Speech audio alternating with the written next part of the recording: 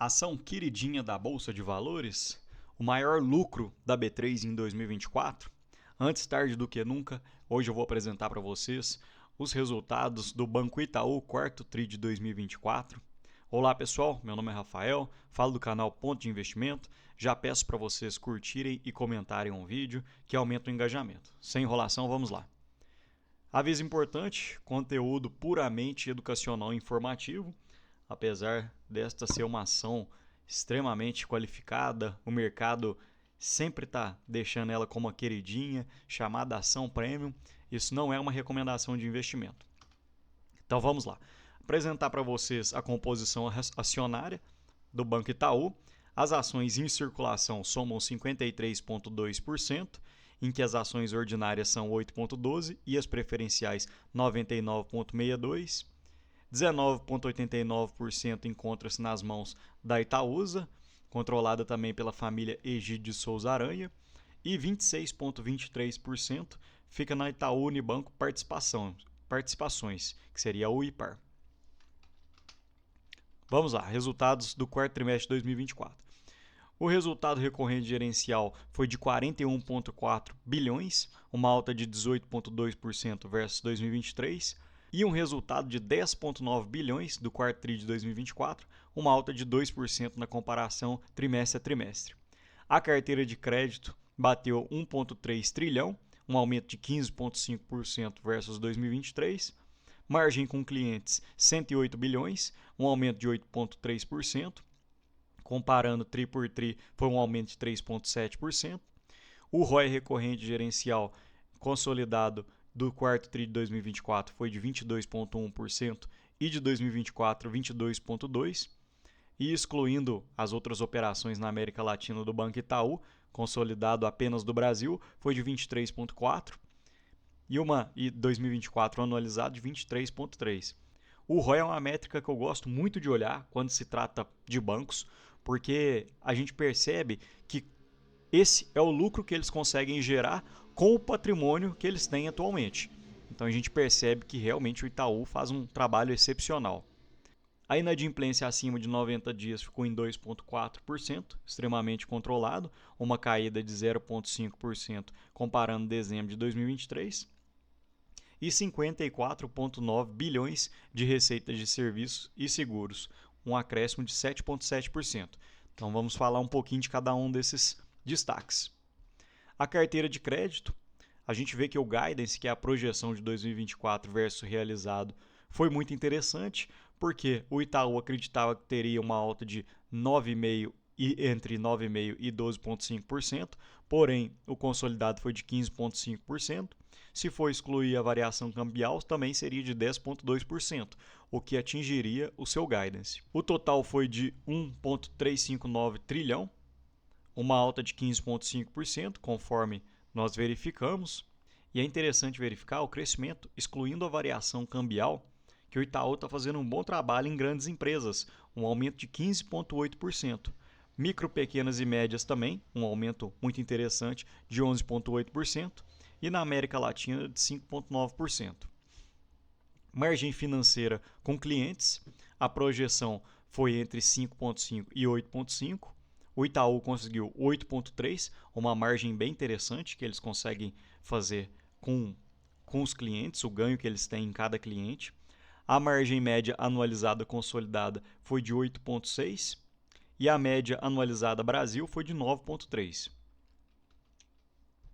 Receitas de serviços e resultado de seguros, 7,7% é a projeção, foi a projeção 2024, e o consolidado entre 5,5% e 8,5%. O Itaú praticamente bateu o teto da projeção que ele havia feito. A gente percebe que houve um trabalho muito grande, as receitas foram de 54,9 bilhões versus 51,2 de 2023, uma variação de 7,2%. E um disclaimer interessante que a Itaú Asset, gestora que mais captou recursos e mais gerou performance FII em 2024. A inadimplência acima de 90 dias, a gente percebe que ainda está um valor bem controlado. Na questão Brasil foi de 2,6%. No total, juntando com a América Latina, de 2,4%.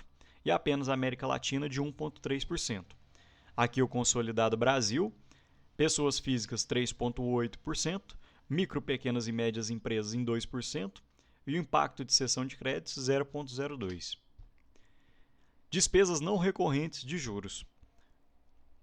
A projeção seria entre 5% e 8%. O Itaú bateu o teto aqui nas despesas, que não é algo tão interessante assim. A despesa está acima da inflação, porém a gente percebe que o Itaú cresceu muito. Então essa despesa não impactou tanto. O índice de eficiência, quanto menor, melhor esse índice, pessoal. Por quê? O índice de eficiência são despesas dividido por receitas. Então, 39,5% das receitas estão indo para despesas. Quanto menor esse valor, melhor. A gente percebe que desde 2020 o Itaú tem feito um trabalho muito interessante, tendo um dos melhores índices de eficiência do setor. Mesmo sendo um bancão, tem um índice muito interessante. Eles destacam o investimento em negócios e tecnologia de 2,3 bilhão, que é algo muito bom, porque o aplicativo, essas questões tecnológicas, você tem uma receita muito grande e um custo muito baixo, depois de já implementado. Então eles deram esse destaque para o investidor ver também.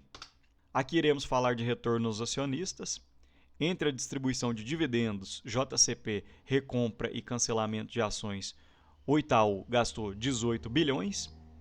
Juros sobre capital próprio declarados e pagos e a serem pagos, mais 10,7 bilhões e um total distribuído de 28,7.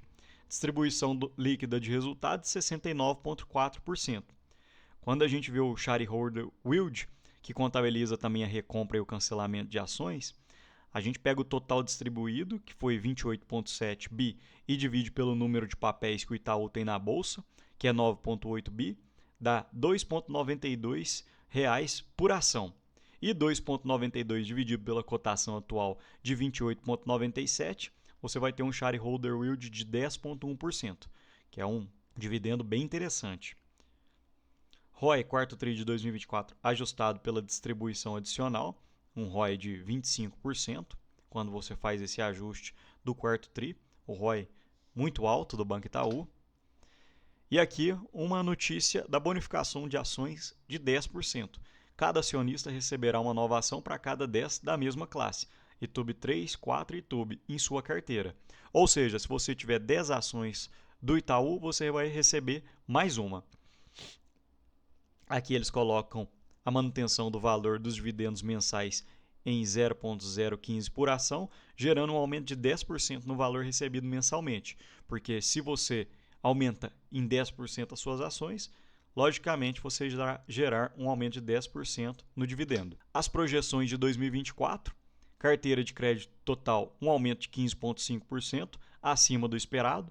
Margem financeira com clientes, 7,1%, bem próximo do teto, que seria projetado. Margem financeira com o mercado em linha, de 4,4 bi. O custo de crédito também em linha, de 34,5 bi. A receita de prestação de serviços e resultado de seguros, 7,2%, bem próximo do teto também. Despesas não recorrentes de juros, em 6,8%, bem próximo do teto. E a alíquota efetiva do imposto de renda, em 29,5%. Fizeram um trabalho interessante aqui na contenção de impostos também. E aqui as projeções para 2025. Aparentemente o Itaú ainda vê um mercado muito bom para 2025, um crescimento interessante, entre carteira de crédito total de 4,5% a 8%, margem financeira com clientes 7,5% a 11,5%, a receita de prestação de serviços e resultado de seguros entre 4% e 7%, e despesas crescendo entre 5,5% a 8,5%. Aqui eu tirei uma parte da minha planilha pessoal do Banco Itaú, tanto ITUB 3 quanto ITUB 4. Se quiserem dar um pause para dar uma olhada melhor, a gente percebe que o preço sobre valor patrimonial atual se encontra em 1,28 e 1,43. Mais à frente irei mostrar um pouco sobre como é a série histórica do Banco Itaú nesses indicadores. Um PL de 6,85 e de 7,64. Coloquei um aumento do lucro projetado em 7,5%. Pode ser que o Itaú nos surpreenda novamente e seja um resultado melhor que esse. Então nós teríamos um PL projetado de 6,4% e 7,14%, e um desvio para o retorno à média do PL, que seria 8,43% e 9,58%, em torno de 24% e 25%. E um dividend yield projetado de 10,15% e 9,10%. Aqui os resultados gerais, para quem gosta de ler a DRE com mais afinco, olhando com mais critério, vou deixar, é só dar um pause na tela para olhar. E aqui os indicadores que eu sempre gosto de colocar para vocês, pessoal. A gente percebe que o Itaú, ele sempre foi essa empresa premium que o mercado fala. Então, eles não desgrudam os olhos desse bancão. A gente percebe que a média do PL do Itaú foi de 8,43. Em 2018 a 2020, o PL aumentou muito, mas agora caiu a níveis mais aceitáveis. E o preço sobre valor patrimonial, a média da empresa foi 1,36 e atualmente encontra-se em 1,28. Os dividendos, entre dividendos e JCP do Banco Itaú, o Banco Itaú paga mensalmente um certo valor, e como é JCP, você tem que tirar o desconto do imposto de renda de 15%.